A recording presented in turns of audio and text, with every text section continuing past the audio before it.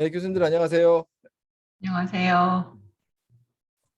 저기 네, 원활한 진행을 위해서 죄송하지만 제가 음소거는 하겠습니다. 시작하니까 10시 3분이 되니까 막 들어오시네요. 저기 오늘 워크숍은요.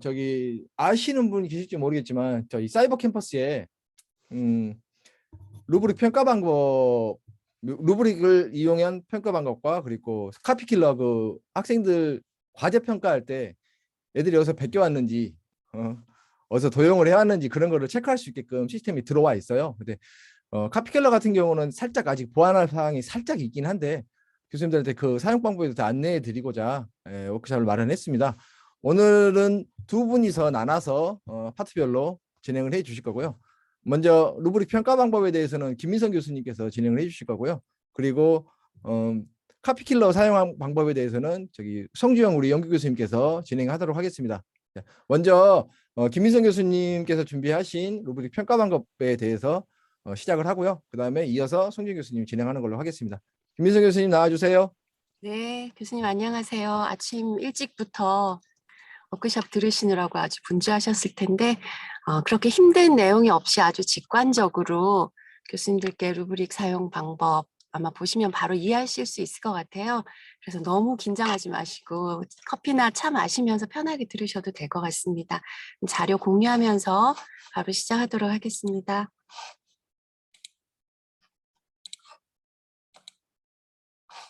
네, 화면 다 보이세요? 예. 오늘 제가 맡을 부분은요, 루브릭, 사이버 캠퍼스에서 루브릭 활용인데, 처음에 간단하게 루브릭의 용도에 대해서 말씀드리고요. 사이버 캠퍼스에서 이제 교수님들께서는 주로 강의자 모드만 보시잖아요.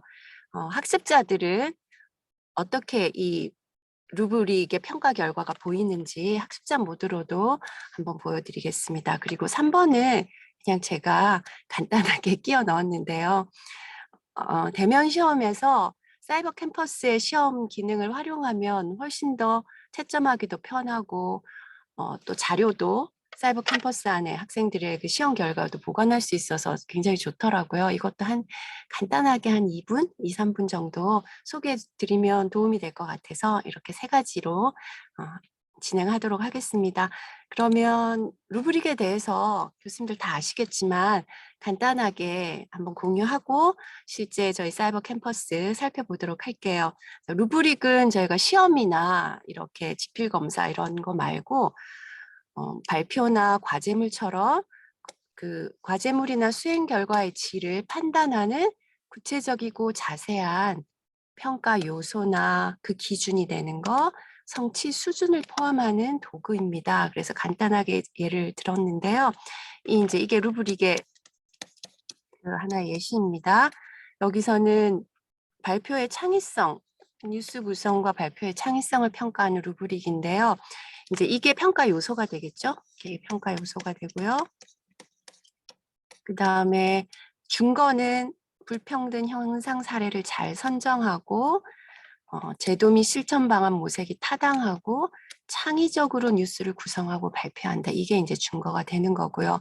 그 점수에 해당하는 것은 성취 수준에 해당하는 것입니다. 그래서 교수님들께서 이렇게 과제나 발표나 그 과제를 내주기 전에 루브릭을 학생들한테 제공을 하면 다양한 이점이 있더라고요. 저도 활용해 보니까 일단 과제 수행 전에 성취 기준을 파악하기 때문에 학생들이 무엇에 초점을 두고 과제를 수행해야 될지 그 방향감이 명백하게 제시가 되는 것 같아요. 그래서 현재 본인의 상태도 파악을 하더라고요. 그러니까 잘하는 학생들은 보면 루브릭을 들고 자기가 어느 정도 지금 요소를 얼마만큼 했는지 어떤 게 부족한지 이렇게 항상 그걸 보고 자신의 지금 과제 진행 상황을 평가하기도 하더라고요. 그래서 학생들에게는 방향감을 제공하고요. 항상 그 자신의 그 과제를 모니터링하는 그 기준이 되기도 했습니다. 그리고 가장 좋은 거는 저는 이거였던 것 같아요. 처음에 루브릭에 대해서 평가 기준이나 요소에 대해서 학생들하고 충분히 의사소통을 하면 평가 결과에 대한 학생들의 항의가 별로 없는 것 같아요. 그래서 본인도 어떤 부분에서 부족한지를 알기 때문에 그 평가 결과에 대해서도 충분히 수용하는 그런 그 이점이 있었고요. 저는 아직 해보지는 않았지만 그 학생과 협의해서 루브릭의 평가 요소와 수준을 작성하면 굉장히 효과적이라는 얘기도 들었습니다. 그래서 고등학교에서 이거를 실시해 본 교사님 말씀으로는 학생들에게 모든 별로 이 과제에 꼭 필요한 요소가 뭔지, 어떤 게 들어갔으면 좋은지를 협의해서 의견을 내라고 그래서 그거를 수합해서 이제 교사가 다른 교사랑 이렇게 협력해가지고 그 루브릭을 설정하는 그 과정 속에서 학생들이 과제에 대한 이해도가 굉장히 높아지고 분명한 목표의식을 가지고 과제를 하더라는 거예요. 그래서 학생들의 의견을 듣는 것도 루브릭을 작성할 때 굉장히 효과적이라고 합니다. 몇 가지 루브릭의 예시를 보여드리면요. 이거는 제가 이제 지금 활용하고 있는 루브릭인데요. 그 행동주의 심리학에서 대표적인 고전적 조건화와 조작적 조건화를 활용해서 어떤 문제의 해결책을 제시하는 겁니다. 그래서 각각의 이 점수가 이렇게 수준이 들어가 있고요. 뭘 해야 되는지 4개의 개념을 사용해야 되고 사례를 2개 이상 분석하고 근거를 제시해야 된다라는 이 기준을 분명하게 명시를 하고 각 점수에 미치지 못한 것들은 어떤 경우인지를 이렇게 제시를 하면 제가 점수를 평가하기도 굉장히 편하고요. 학생들도 이걸 가지고 어떻게 해야 되는지를 아는데도 굉장히 도움이 됐던 것 같습니다. 그래서 저도 루브릭이 처음에는 한 10년 정도 계속 바꾸는 것 같아요. 채점하면서 그래서 이게 들어가야 학생들의 그 과제의 패턴을 이제 알게 되니까 어떤 면에서 부족한지 그런 거를 파악해야 루브릭도 점점 더 정교하게 되는 것 같아요. 그래서 일단 시작해 보시고 비슷한 과제라면 계속 바꿔 나가시는 것도 좋을 것 같습니다. 자, 이거는 유아용 루브릭인데요. 여기서도 평가 준거로 유창성, 융통성 뭐 이런 각각의 요소들을 제시하고 그 요소들의 해석, 그다음에 각 수준별로 어떤 그 성취의 수준들이 담겨져 있는지를 명시하고 있습니다. 자, 교수님들께서 활용하고 계시는 것들이 많으실 텐데요. 루브릭의 여러 종류들이 있기 때문에 여기서는 뭐 공동체 활동, 동료 평가와 관련된 루브릭도 있고요. 많은 예시들을 모아놨다가 저희 교수님들께 또 전해드리도록 하겠습니다. 그러면 저희 사이버 캠퍼스의 구체적인 예시들을 살펴보도록 하겠습니다. 제가 이 워크숍을 위해서 이 루브릭 실습이라는 비정규 과목을 개설을 했거든요. 일단 강의자 모드로 들어와 봤습니다. 교수님들께서 과제에 들어가시면 일단 루브릭은 현재 이 과제에만 토론방이나 팀 프로젝트에는 없고요. 과제방에만 지금 그 루브릭 기능이 결합되어 있습니다. 그래서 과제에서만 사용할 수 있고요. 일단 교수님들께서 과제를 만드시면 여기 보시면 여기 평가 방법 있죠. 이 부분. 예. 여기서 점수와 등급과 평가 요소 이렇게 3가지가 있습니다. 이 점수의 요소는 이전과 동일한 기능이에요. 그냥 점수만 교수님이 마지막 최종 점수만 기입하게 돼 있고요. 이거는 따로 설명 안 드릴게요. 이 등급 요소를 누르시면 이렇게 나옵니다. 그래서 이 등급은 평가 요소가 하나밖에 없는 경우, 전체적으로 점수를 부여하는 경우에는 이 등급을 활용하시면 될 것 같아요. 그래서 이 배점이 자동적으로 지금 5점이 되어 있어요. 자동적으로 5점이 되어 있기 때문에 교수님들께서 이거를 수정하고 싶으시면 예를 들어 10점을 하고 싶으시면 10점, 여기서 바꿔야겠네요. 예, 여기서 이것들을 이렇게 계속 이렇게 늘려주시면서 점수를 조정하시면 됩니다. 그래서 여기서 10점을 해주시고요. 예를 들어 여기서 뭐 9점을 해주셔도 되고요. 뭐 8점을 해주셔도 되고 교수님들께서 등급을 지정을 하시면 될 것 같아요. 그래서 이렇게 쭉 나가시면 여기서 배점이 자동적으로 조정되는 게 보이시죠? 그죠? 여기서 배점이 교수님들께서 이 등급을 어떻게 하시느냐에 따라서 배점이 자동적으로 조정이 됩니다. 그러면 여기서 교수님들께서 하실 거는 이 점수를 이렇게 넣어 주시고요. 여기는 S, A, B, C, D 이런 식으로 디폴트로 되어 있거든요. 이걸 바꾸셔도 상관없어요. 뭐 아주 우수 이런 식으로 바꾸셔도 되고 아까 그 성취 기준에 해당되는 것들을 여기다 넣어주시면 됩니다. 그리고 평가 척도를 불러오실 수도 있으세요. 누르시면 다시 한번 보여드릴게요. 보시면 여기 평가 척도 있죠. 네.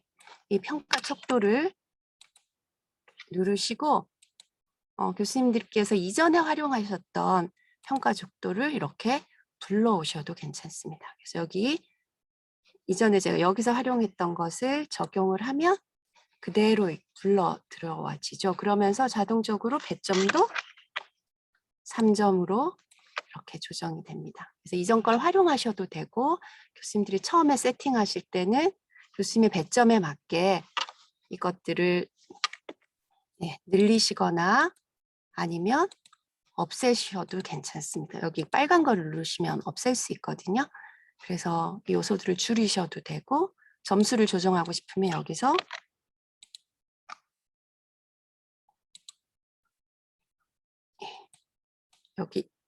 여기서 먼저 고쳐지네요.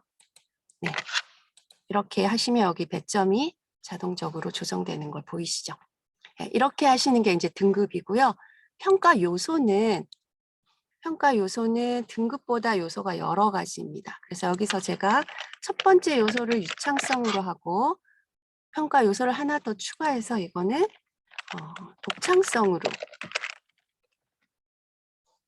이렇게 두 가지 요소를 하겠다 그러면 이 두 가지 요소별로 10점의 배점이 여기 요소의 점수가 합쳐져서 10점이 설정되는 게 보이시죠?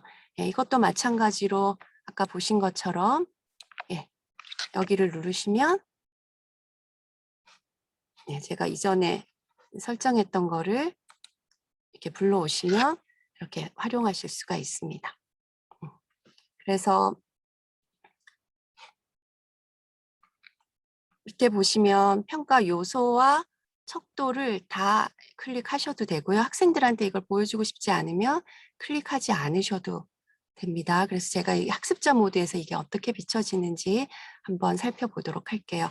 그래서 아까 교수님들께서 보신 것처럼 점수는 일괄적으로 점수를 교수님이 등급이나 기준 없이 교수님이 점수를 부여하는 거라면 등급은 하나의 통으로 점수 루브릭을 작성하시는 거고요. 평가 요소는 루브릭의 요소별로 여러 차원별로 나누어서 루브릭을 작성하신다고 보시면 될 것 같습니다. 그러면 이미 작성된 걸로 한번 살펴보도록 하겠습니다. 자, 점수와 관련된 것은 제가 한번 평가를 해볼게요. 학생들이 과제를 냈다고 생각하고 이 김민성이라는 학생이 박희정 교수님도 들어오셨네요.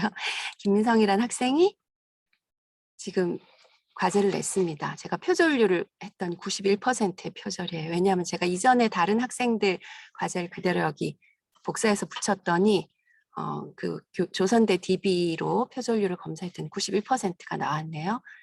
그래서 이거 보고 교수님들께서 이제 점수를 깎으셔도 될 것 같아요. 그래서 이걸 읽고 바로 평가 점수를 이렇게 부여하는 형태로 되어 있습니다. 점수 부분에서는요.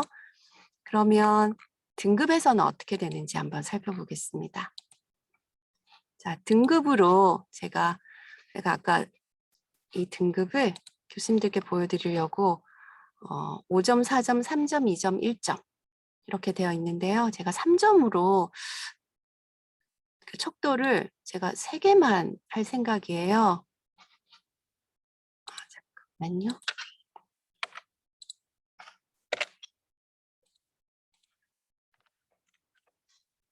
이렇게 하고 3개만 3점짜리 척도를 만들고 싶고 그거에 대해서 교수님들이 이렇게 하나씩 적으시면 됩니다. 저는 이전 거를 불러오도록 할게요.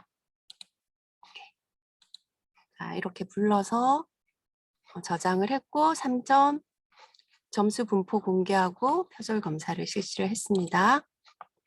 그 다음에 학생들 걸 한번 평가를 해볼게요.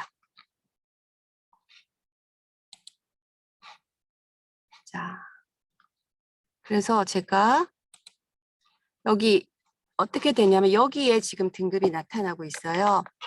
여기에 지금 등급이 보이시죠? 그죠? 여기에 이렇게 등급이 있습니다. 그래서 제가 원하는 등급에 교수님들이 원하는 등급을 이거 읽어보시고 여기서 2점을 줘야지 1점을 줘야지 하고 표시를 하시면 돼요. 그러면 여기 평가 점수가 그대로 입력이 됩니다. 그래서 교수님들께서 원하시는 등급을 클릭하시면 평가 점수가 입력이 되고요. 3점으로 제가 클릭하고 저장을 하도록 하겠습니다. 이런 형태로 등급은 평가가 되고요. 그 다음에 평가 요소와 관련된 것들을 한번 보여드릴게요. 자, 이거는 아까 보여드린 것처럼 두 가지 요소를 가지고 제가 이제 평가를 등급 루브릭을 마련을 했고요. 평가를 한번 해볼게요. 자, 여기서는 두 개의 요소가 이렇게 나타나죠. 그죠? 그래서 하나는 3점, 하나는 2점. 이렇게 해서 전체 평가 점수 나오고 평가 의견도 작성하실 수 있습니다. 자, 그러면 학생들한테는 어떤 식으로 보이는지 한번 살펴보겠습니다.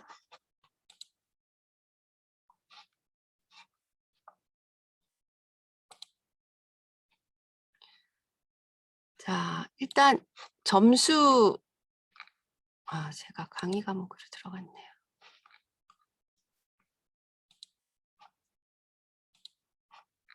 제 점수를 한번 확인해 볼게요. 학생들한테는 이렇게 보입니다.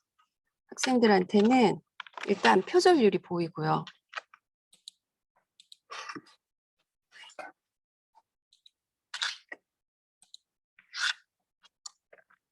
네, 여기 이렇게 표절률이 나타나고요.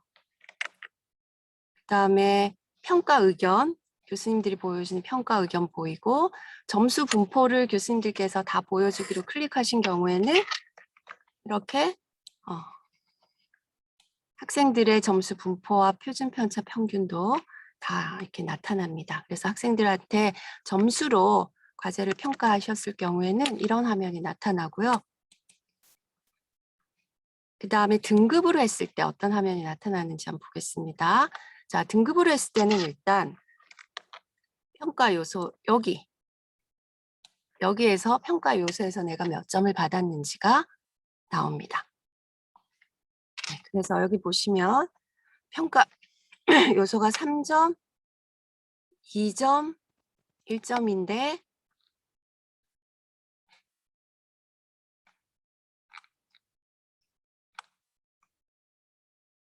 여기 왜 점수가 안 나타나죠?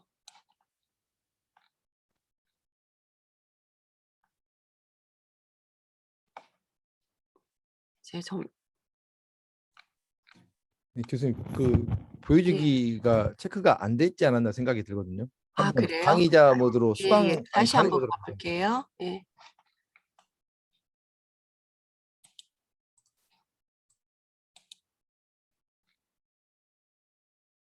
그러네요. 제가 점수 공개를 안 했네요. 네.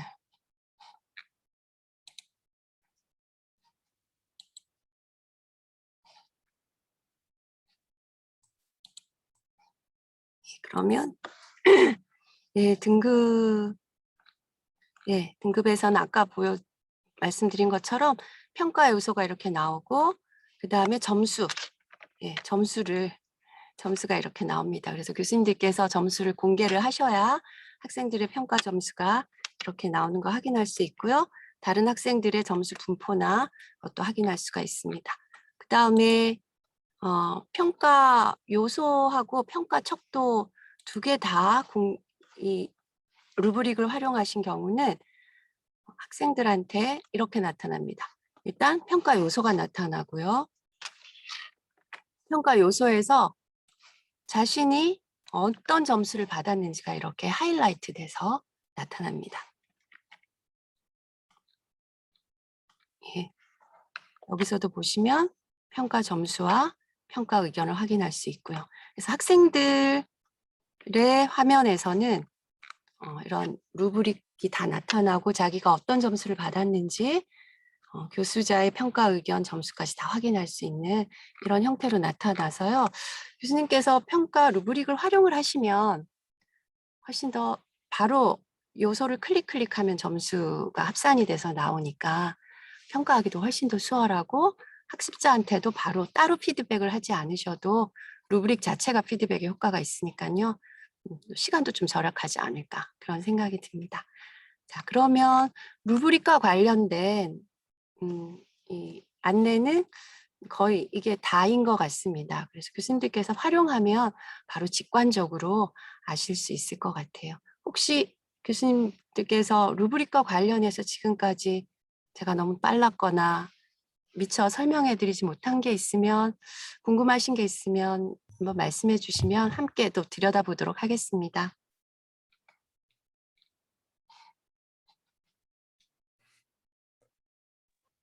참고로 지금 녹화를 하고 있거든요. 그래서 사이버 캠퍼스 이용해서 이 부분은 교수님들이 필요하실 때 다시 리플레이해서 볼 수 있게끔 사이버 캠퍼스에다 연동을 해놓을 생각이에요.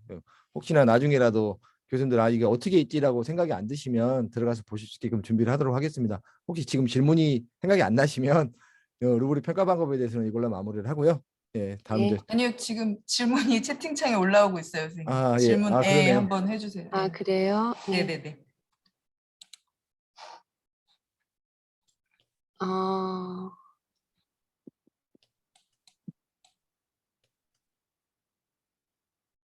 자, 박현성 교수님, 과제마다 동일한 루브릭 적용이 가능한가요? 교수님들께서 과제마다 동일한 루브릭 사용을 하실 거면 가능합니다. 아까 불러오기 기능이 있잖아요. 그래서 바로 불러오기 기능 하셔가지고 사용하면 되실 것 같아요. 그래서 이거는 교수님께서 무엇을 평가하느냐가 과제에서 무엇을 목표로 하고 평가하시는가가 중요하기 때문에 동일하게 평가하셔도 괜찮으시면 동일한 루브릭을 사용하셔도 좋을 것 같습니다. 그래서 교수님께서 과목마다 저장을 해놓으시면 이렇게 불러오기 기능이 있으니까 굉장히 편하게 활용하실 수 있을 것 같고요. 예, 박희정 교수님, 아직은 과제에만 적용이 됩니다. 팀 프로젝트와 토론회는 아직 적용이 안 돼서 저기 김보현 선생님 계속 업체 네. 얘기해 주십시오. 예, 어떤 거요? 그 과제만 지금 루브릭이 적용되잖아요. 네, 맞아요. 예, 그래서 토론방하고 팀 프로젝트에도 루브릭을 좀 적용할 수 있도록 네, 부탁 좀 알겠습니다. 그 해주세요. 부분은 저기 LMS 저희 사이버 캠퍼스 운영하고 이렇게 개발한 업체 쪽하고 한번 계속 얘기를 한번 해보도록 하겠습니다. 예. 네, 네. 강희영 교수님, 성적도 루브릭 작성이 가능하나요? 최종 성적 말씀하시는 거죠. 아직 그거는 안 되는 것 같아요. 그렇죠, 김보현 선생님. 네, 맞습니다. 네. 과제만 되고요. 과제에서 루브릭으로 평가된 거에 대해서 최종 성적의 과제 부분만 반영이 되겠죠. 네. 예. 김진성 교수님, 평가 요소가 여러 개인 경우 평점 적용도 가능한지요? 이건 무슨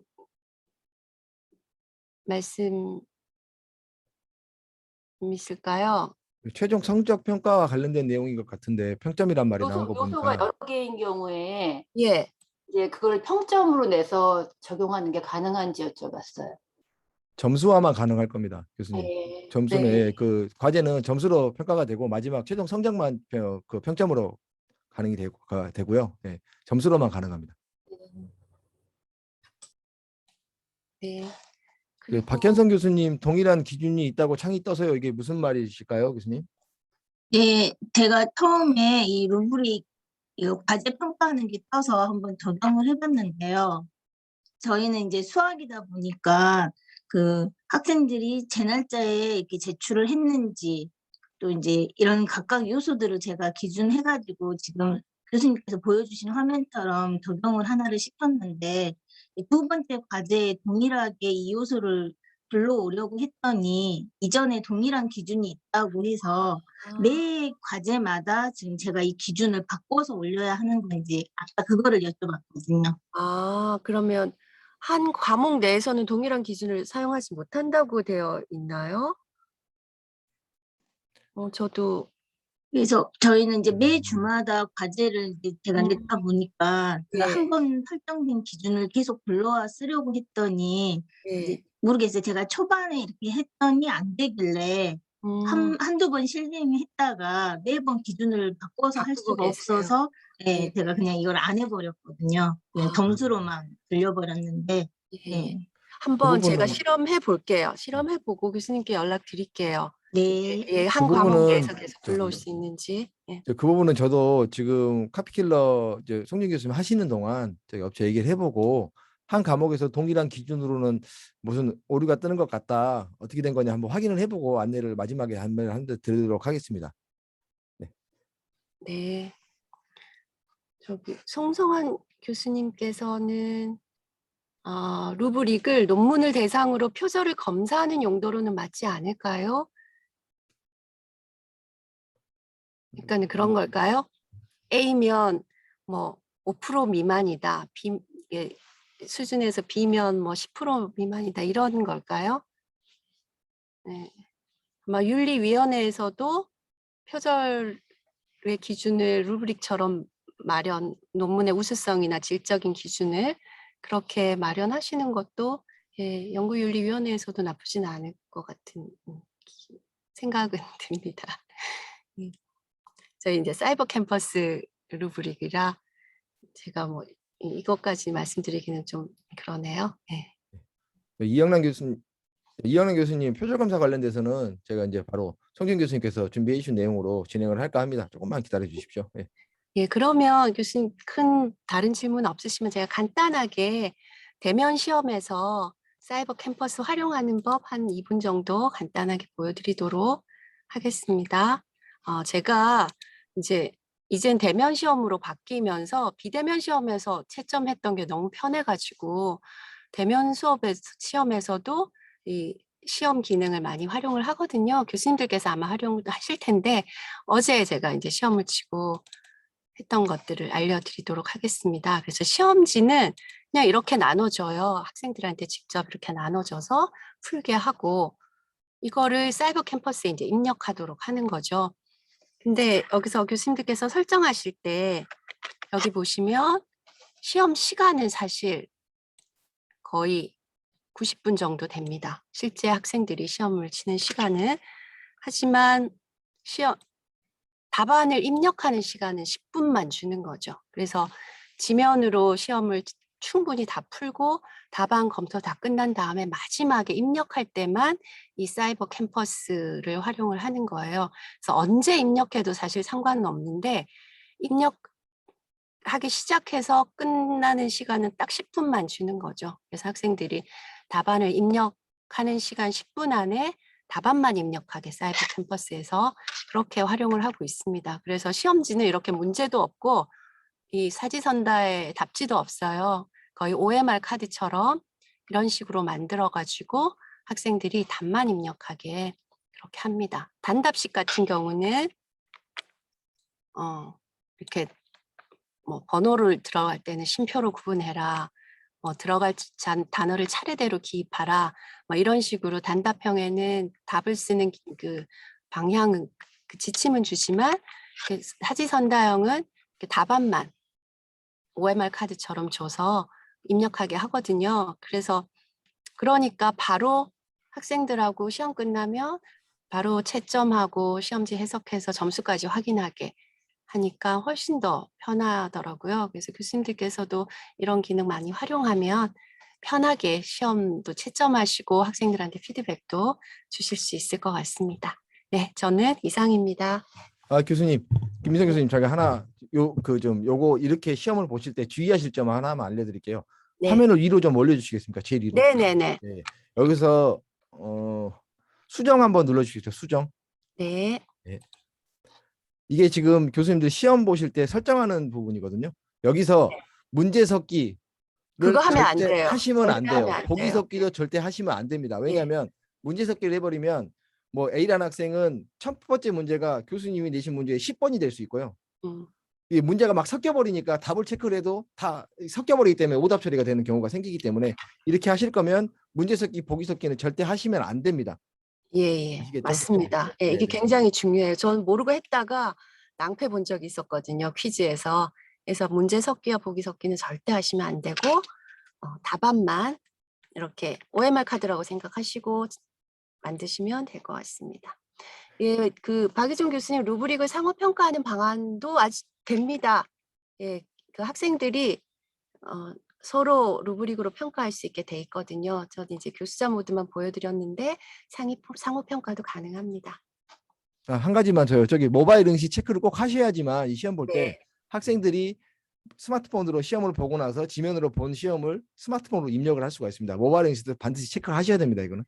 예, 맞습니다. 네네. 이거 반드시 체크하셔야 학생들이 스마트폰으로 넣을 수 있고요. 점수 공개도 이렇게 채점하고 나서 체크하시면 학생들한테 무슨 문제가 틀렸는지 다 이렇게 비교하면서 확인할 수 있어서 아주 편했습니다. 예, 네, 새로운 교수님들, 그 예. 팁까지 알려주셔서 정말 감사합니다. 네, 교수님들 그러면 잘 저기 활용하시면 좋겠습니다. 네네. 감사합니다. 질문을 하나 해도 될까요? 네, 네. 네. 네, 의예과 안영준입니다. 그 예. 김민선 교수님 방금 했던 예. 이 시험 자체가 OMR 카드를 대신한다고 말씀하셨는데 네. 이 자체를 사이버 컴퓨터 문제까지 넣고 문제 섞기 다 하고 학생이 나와서 시험 보게 하는 대면 평가로 하는 방법하고 어떤 큰 차이가 있을까요? 일단 큰 차이는 시험지를 저희가 나눠주지 않고 그냥 예, 사이버 예. 시험지를 다 집어넣어서 똑같이 하고 문제 섞기 뭐 답까지 교환 이렇게 다 해서 그 교수님 보는 앞에서 그냥 이렇게 온라인으로 그렇게 시험 그렇게 하셔도 되는데 저 같은 경우는 일단 학생들이 이 시험지를 되게 좋아하더라고요. 여기서 이렇게 아, 막 쓰면서 풀잖아요. 그리고 이것까지는 통제가 좀 가능한데요. 한 2시간 내내 컴퓨터를 켜놓으면 내가 시험 감독하는 게 좀 힘들어가지고 오히려 그런 것까지 고려하면 조금 번거롭긴 하지만 시험 감독하거나 이런 거까지 고려하면 이게 더 안정적이지 않을까라고 저는 그렇게 선택을 하는데 교수님 강의에서는 그렇게 활용하셔도 되죠. 네, 괜찮습니다. 근데 이런 시험지를 활용하실 경우에는 사이버 캠퍼스를 활용하시면 훨씬 더 쉽게 채점하실 수 있다라는 거를 그냥 알려드리고 싶었습니다. 네, 감사합니다. 네. 네, 이제 마무리하고요. 다 이제 교수님 고생하셨습니다. 감사합니다. 네, 그리고 고맙습니다. 네, 카피킬러 관련돼서 아까 잠깐 보셨을지 모르겠지만 과제에 표절률이라는 걸 뭐 하는 게 있었어요. 그걸 이용해서 과제를 평가할 때 이 학생이 어디서 베껴왔는지 어디서 표절을 해왔는지에 대해서 간단하게 확인할 수 있는 기능이 들어와 있어서 저기 송경 연구 교수님께서 준비를 하셨습니다. 지금 교수님 나와 주십시오. 네, 화면 공유하고 시작하겠습니다. 저 질문 하나만 할 수 있을까요? 예, 네네, 하십시오. 말씀하십시오. 네. 그러니까 채팅창에 남겨놨는데요. 네. 그 학생들이 모바일로 답안 입력하다 보면 잠깐 나가가지고 인터넷을 켠다거나 아니면 학생들끼리 채팅할 수도 있는데 이것을 어떻게 색출할 수 있는 방안이 있을까요? 저 같은 경우는 이제 이런 경우에는 어쩔 수 없이 한 명 더 시험 감독관을 섭외를 해가지고 좀 하는 편이에요. 네. 네, 교수님 방안을 하나 말씀을 드리자면 저희가 이제 그 시험 보실 때 제가 공지도 몇 번 해드렸는데 시험을 최대한 짧게 애들이 그 속된 말로 헛짓거리를 못 하게끔 시간을 좀 짧게 만약에 문항이 20문제 문항이었으면 솔직히 그 답안 체크하는데 3, 4분이면 끝나거든요. 그렇잖아요. 시험을 볼 수 있는 시간을 넉넉히 주고 답안을 입력할 수 있는 시간을 최대한 적게 준다면 학생들이 그 사이에 채팅을 하고 찾아보고 할 수 있는 시간이 줄어들겠죠. 그러면은 본인 거 입력을 해야 되기 때문에 그런 속된 말로 헛짓거리를 못 하게 되는 거죠. 이게 그것도 하나 뭐 시스템적으로 이걸 못 하게끔 막을 수는 없어요. 이게 사이버 캠퍼스와 카카오톡이나 본인이 가지고 있는 스마트폰은 별개이기 때문에 그걸 시스템적으로 막을 수는 없지만 이게 인위적으로 시간을 최대한 줄여서 입력할 수 있는 시간을 줄인다면 본인 거 입력을 해야 되니까 어디서 찾아보고 할 시간이 없겠죠. 그거는 좀 참고하시면 될 것 같습니다. 예. 네, 저도 이제 그거를 생각을 해봤는데 학생들을 너무 과소평가한 것 같더라고요. 맞아요. 학생들 아주 대단합니다. 그 짧은 시간 안에 뭐 할 거 다 하고 그래가지고 일단 뭐 이건 저도 이제 고민을 해봐야 될 부분이고 저기 시험을 보게 되면 저기 횟수라는 게 뜨잖아요. 네, 뜹니다. 시험창에 보면 네, 그 횟수가 평가로 들어가면 예. 네, 평가로 들어가면 횟수가 뜨는데 이 횟수가 뭐 나갔다 들어온 그 맞습니다. 맞습니다. 횟수인데 예. 창을 최소화시키면 이건 횟수에 반영이 안 되나요? 안 될 겁니다. 창을 그렇게만 최소화시켜 창을 없애버리면 나가는데 그 10분 동안에 몇 번 왔다 갔다 할 수는 있어요. 계속. 되지만 종료 시간이 만약에 10시 반이다. 예를 들어서 종료 시간 10시 반인데 애가 교수님이 10분만 시험을 보게 해놨다. 근데 애가 접속한 시간이 10시 25분이다. 그럼 애는 5분 동안만 왔다 갔다 할 수 있는 거죠. 종료 시간을 기준으로 앞으로 10분 정도만 할 수 있는 거죠. 그러니까 이 창을 내리면 카운팅은 안 되는 걸로 알고 있습니다. 저도 테스트는 정확히 못 해봤지만 예.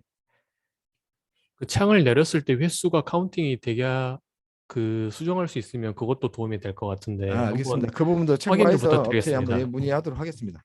네, 감사합니다. 네네 감사합니다. 예, 진짜 송기현 교수님 나와주십시오. 네, 아니 이게 시험에 대한 그 고민들이 너무 많으셔가지고. 예. 자, 화면 공유하고 그러면 시작하도록 하겠습니다. 예, 화면 잘 보이실까요? 보이시면 김보윤 선생님 동그라미 한 번만 해주시겠어요? 네, 감사합니다. 예, 저희 이제 그동안 교수님들께서 이제 저희 사이버 캠퍼스 내에 표절 검사 기능이 없다 보니까 이제 학생들이 이제 과제 검사하실 때 이제 학생들한테 이제 직접 이제 카피킬러를 돌려와라 혹은 이제 교수님들께서 이제 직접 이제 사비로 이렇게 표절 검사 기능을 이제 사용하셨다는 얘기를 들었어요. 그래서 늦게나마 늦은 감이 없지 않아 있지만 그래도 저희가 이번 달부터 이 사이버 캠퍼스라는 표절 검사 기능을 추가를 해서 서비스를 시작을 지금 하고 있습니다. 그래서 사용하시는 방법에 대해서 오늘은 좀 간단하게 말씀을 드리도록 하겠습니다. 일단 이 클래스 로그인 하셔서 과목 리스트에서 해당되는 과목을 이제 클릭을 하시고요. 그리고 나면 이렇게 이제 과제 클릭하셔서 추가 버튼 클릭하시면 과제방이 생성이 되지요. 그러고 나면 이제 이렇게 과제에 대한 정보를 입력하실 수 있는 이제 창이 하나 생기게 되는데요. 여기서 이제 저희가 이번에 추가한 두 가지가 바로 앞서 우리 김민선 교수님께서 설명해 주셨던 평가 방법에 대한 부분과 그다음에 이제 표절 검사 기능 이렇게 두 가지가 추가가 되었습니다. 그래서 저 같은 경우는 이제 이 아래쪽에 표절 검사 기능에 대해서 설명을 좀 드리겠습니다. 일단 네 버튼 클릭하시고 설정 버튼 클릭하셔서 들어가시면요. 네. 들어가시면 이렇게 표절 검사 설정이라고 해가지고 창이 하나 뜨실 겁니다. 그러면 이제 여기에서 이제 지금부터 설정을 하실 텐데요. 항목 하나하나 제가 설명을 좀 드리도록 할게요. 첫 번째는 검사 시점입니다. 그래서 이제 과제를 제출한 즉시 표절 검사를 진행을 하실 건지, 그리고 설정된 과제 마감일 이후에 표절 검사를 진행하실 건지 이렇게 두 가지로 설정이 가능하시고요. 그 다음에 이제 비교 범위입니다. 비교 범위는 총 3개로 지금 이제 선택이 가능하신데, 첫 번째 과제 내 비교 같은 경우는 이제 현재 과제 내에서 제출된 과제물 간의 비교가 가능하고요. 두 번째 이제 조선대학교 DB인데요. 우리 대학 그 E클래스 내에 제출되어 있는 모든 과제물과 비교가 가능해요. 근데 이제 이 기능이 이번 달에 이제 새롭게 추가된 거기 때문에 기존에 있던 과제와는 비교가 안 되고 11월부터 이제 저장되어 있는 그 제출된 과제부터 비교가 가능하다라고 제가 업체 쪽에서 얘기를 들었고요. 그 다음에 이제 카피킬러 DB 같은 경우는 이제 카피킬러에서 보유한 학술 DB하고 웹 공개 문서와 비교가 가능하십니다. 그래서 이렇게 3개 중에서 하나를 선택하셔도 되고 3개를 전부 다 중복 선택하셔서 검색하시는 방법이 있고요. 그 다음에 이제 검사 설정 부분입니다. 검사 설정 같은 경우는 이제 인용이나 출처가 표시된 문장, 그리고 법령이나 경전이 포함되어 있는 문장, 그다음에 목차나 참고 문헌이 이제 표시되어 있는 그런 문장까지도 제외를 시키실 건지 아니면 포함을 시키실 건지 이렇게 선택을 하실 수가 있습니다. 그다음 표절 기준에 대한 부분인데요. 이제 어절 같은 경우는 최소 5개의 어절부터 10개의 어절까지 설정이 가능하시고요. 그다음에 이제 문장 같은 경우는 최소 1문장부터 5문장까지 설정 가능하시고요. 그다음에 이제 마지막에 이게 이제 학습자 권한 부분 이제 설정하실 수가 있어요. 그래서 표절류라고 상세 결과 조회가 가능한데 현재 제가 학습자 그 아이디로 들어가 봤더니 요 정도 지금 수준만 나오고 있어요. 아직은 지금 표절률에 대해서 상세하게 나와 있지 않아요. 그래서 이 부분 이제 김보현 선생님께서 업체 쪽에 얘기하셔가지고 현재 지금 보강 중에 있습니다. 그래서 완성이 되면 교수님들께 바로 공지를 해드리도록 하겠습니다. 그래서 이제 이렇게 설정이 다 끝나신 다음에 마지막에 이제 적용 버튼 반드시 눌러 주셔야 되겠죠. 네. 그리고 나면 이제 과제에 대해서 부연 설명하는 부분 텍스트와 파일로 이제 입력하신 다음에 마지막 이 저장 버튼 제일 중요하죠. 저장 버튼 반드시 눌러 주시고 나면 이렇게 아까 보셨던 화면처럼 이렇게 과제에 대해서 교수님께서 입력하신 사항들이 쫙 나오고요. 그리고 나서 이제 학생들이 이제 실제 이제 과제를 제출하고 난 다음에 그 결과에 대해서 이제 확인을 하시기 위해서 다시 이제 과제방으로 들어가셔야 되겠죠. 그리고 나서 평가 버튼 눌러주시고요. 그리고 나면 이제 이렇게 학생들이 이제 과제 제출한 부분에 대해서 제출 여부와 그 다음에 표절률이 이렇게 뜹니다. 그리고 나면 이제 어느 부분을 표절했는지 좀 더 자세하게 이제 알기 위해서 이 14%라는 표절률 이 부분을 클릭을 해주시면요. 이렇게 검사 결과를 해석한 결과가 이렇게 화면이 뜨거든요. 그래서 첫 번째는 이제 이렇게 표절률에 대해서 나오고 그 다음에 이제 뭐 전체 문장, 뭐 동일 문장, 의심 문장 이런 식으로 나와요. 그래서 이 부분을 이제 문장별로 선택을 해서 나는 전체 문장을 다 보고 싶다 하시는 분은 이제 전체 문장 클릭하시면 되고 나는 의심 가는 문장만 보겠다 하시면 이제 의심 문장만 클릭하시면 그 부분이 선택적으로 보이실 수가 있습니다. 그 다음에 이제 여기 두 번째 부분에 보시면 아이콘이 2개가 보이실 겁니다. 그래서 이건 이제 문장별로 볼 건지 문서별로 볼 건지 선택하시는 기능적인 부분인데요. 그래서 왼쪽 버튼 같은 경우는 문서별로 보실 수가 있고요. 오른쪽 버튼 클릭하시면 문장별로 보실 수가 있습니다. 그 다음에 이제 그 표절이 의심되는 부분에 있어서는 이렇게 하이라이팅 되어져서 제공이 되어집니다. 그래서 이 하이라이팅 된 의심이 되는 문장을 클릭을 하시면요. 이렇게 출처가 뜹니다. 오른쪽 화면에요. 그러면 이제 이 출처 땡땡 해가지고 URL이 제공이 됩니다. 그러면 이 URL 부분을 클릭을 하시면 실제 이 원문 확인이 가능하십니다. 그 다음에 이제 여기 위쪽 부분에 비교 문서 부분을 클릭을 하시면요. 지금 이제 그 의심되는 문장이라 해서 선택한 이 문장뿐만이 아니라 또 다른 부분까지 혹시 이 비교 문서와 일치되는 부분들이 있는지까지도 확인을 해주는 그런 기능들이 있습니다. 마지막으로 이제 검사 결과가 모두 끝난 다음에 이제 이 확인서를 다운로드 받을 수 있는 기능도 제공을 해드리고 있습니다. 이 다운로드 받으실 때도 3가지 중에서 선택이 가능하신데요. 첫 번째 이제 기본 보기를 선택을 하시면 이제 굉장히 간단하게 표절 검사 결과와 비교 문서 출처 정도의 정보가 나오고요. 요약 보기를 클릭을 하시면 이제 표절이 의심되는 영역만 이제 비교해서 그 정보가 나오고요. 마지막 상세 보기를 클릭하시면 이제 문장 전체와 비교된 상세 출처 내용에 대해서 인쇄가 가능하십니다. 예, 카피킬러에 대한 기능 설명은 여기까지 마치겠고요. 혹시 이제 뭐 질문 사항이나 하시다가 안 되는 것들이 있으시면은 채팅창에다가 올려주시면 답변해 드릴 수 있도록 하겠습니다. 예, 공유는 여기서 중지하도록 할게요. 예. 제가 관련된 매뉴얼은 방금 보셨던 매뉴얼이 아니라 이제 업체에서 나왔던 매뉴얼이 있는데 그것만 보셔도 충분히 뭐 카피킬러 부분은 어렵지 않게 교수님 사용하실 수 있으실 것 같아요. 단 안 되는 부분은 학생들이 아까 성경 교수님 말씀하신 것처럼 학생들이 내 표절률이 어느 정도다 뭐 그런 거에 대해서는 아직은 보이진 않아요. 아까 근데 모르겠어요. 김민성 교수님이 공유해 주신 그거에는 분명히 표절률이 네, 표절률은 나왔었어요. 근데 나왔었거든요. 이제 그 부분을 좀 확인을 해볼 필요가 있어요. 네. 분명히 제가 학생 아이디로 들어가서 확인했을 때는 표절률이 안 나왔는데 네. 그건 이제 확인을 해볼 생각이고요. 그리고 오늘 그 업체에서 보내줬던 매뉴얼과 그리고 지금 녹화하고 있는 이 지금 영상을 저기 공개 강의로 저기 전환을 해서 올려드릴까요? 사이버 캠퍼스에다가 이 교수님들께서 보시고 이 부분이 있었지 한 번 더 확인해야겠다. 뭐 그 이 강의를 다시 듣는다고 해서 뭐 혜택은 없지만 교수님들 수업 운영하는 데 있어서 과제 평가하는 데 있어서 조금 더 도움이 되실 것 같아서 일단은 공유를 한번 해드릴 생각입니다. 사이버 캠퍼스의 오른쪽에 보면 뉴 이벤트라는 부분이 있어요. 거기에 아마 올라갈 겁니다. 오늘 중으로 올릴 생각이고요. 그거 확인하시면 될 것 같습니다. 카피킬러 네. 부분은 딱히 막 이렇게 어렵다고 생각되는 부분은 없는 것 같아요. 혹시 그래도 질문 사항이 있으시면 한번 말씀해 주십시오. 예, 지금 질문 사항이 나왔습니다. 채팅창에 이영란 교수님 아까 이제 질문하셨다시피 이제 표절 검사 설정하셨는데 여전히 검사 준비로 뜬다네요. 이게 조금 그 검사되는데 시간이 조금 걸릴까요, 김 선생님? 시간이 그래서, 이게 살짝 이게 처음에 저희 11월 네. 1일 날 들어왔는데 네. 이제 30명 정도 검사하는데 한 몇 분이었다 30분 40분이 걸렸어요. 그래서 이거는 업체에서도 캐치를 한 거죠. 그래서 이거는 안 된다.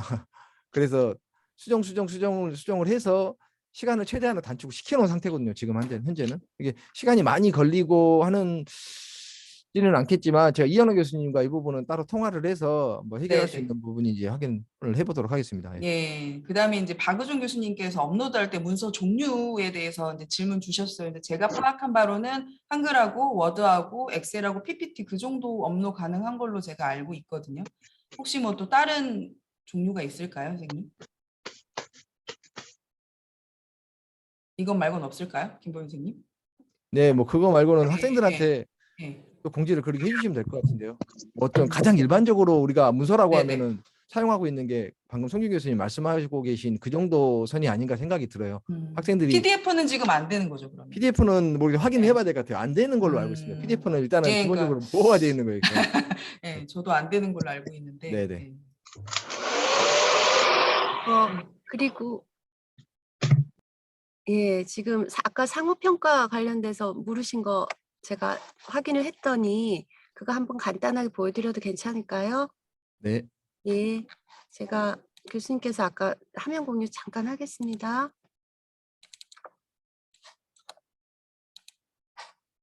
예, 상호평가를 했더니 학생 모드에 들어와 봤거든요. 그랬더니 지금 이런 창이 떠요. 예, 제가 아까 상호평가에 된다고 말씀드린 게 루브릭은 아니었고 제가 상호평가 요것만 보고 루브릭이 된다고 생각했는데 그게 아니고요. 학생들은 그냥 별점으로만 평가하게 돼 있네요, 교수님. 그래서 학생들한테 루브릭을 보고 너가 점수를 이렇게 계산해서 주어라 이런 형태로만 이루어지는 것 같습니다. 그래서 제가 박희정 교수님 5점 드렸고요. 이렇게 학생들한테는 이런 식으로 별점 형태로 서로 평가하게 돼 있는 것 같습니다. 상호평가는. 그러니까 루브릭이 제공이 되어도 교수자는 루브릭으로 클릭하지만 학생들은 별점의 형태로 평가를 할 수 있다는 것 알아주시면 좋을 것 같습니다. 네, 이상입니다. 네, 그래서 이제 이 부분에 대해서도 지금 루브릭 평가가 저희 사이버 캠퍼스 들어온 지가 이제 채 한 달이 안 됐어요. 계속 이제 우리 사이버 캠퍼스 업체에서 학기별로 방학 때 항상 업그레이드를 시키거든요. 이 부분에 대해서 제가 어필을 하면 언젠가는 또 계속 진화를 할 것 같아요.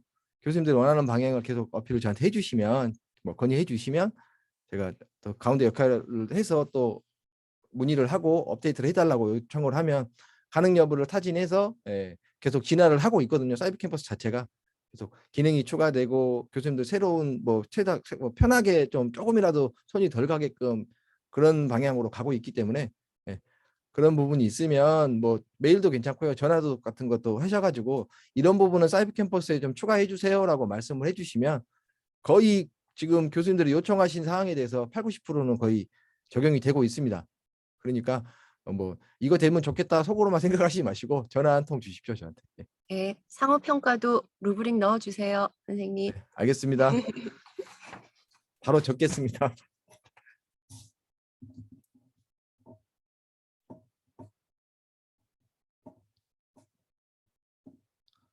더 혹시 하실 말씀 있으신가요? 오늘 뭐 워크숍을 준비하면서 저기 두 분 교수님하고 얘기를 했을 때 이거 한 50분, 길어야 50분에서 1시간이겠다라고 좀 생각을 했었어요. 역시나 50분 정도 시간이 걸린 것 같습니다. 혹시 더 하실 말씀 있으시면 마지막 기회입니다. 예. 네, 더 이상 기회를 안 드리겠습니다. 그러면 여기서 마무리할 거고요.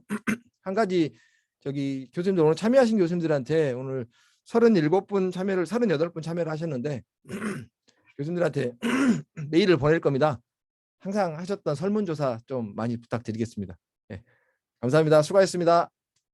고맙습니다. 수고하셨습니다.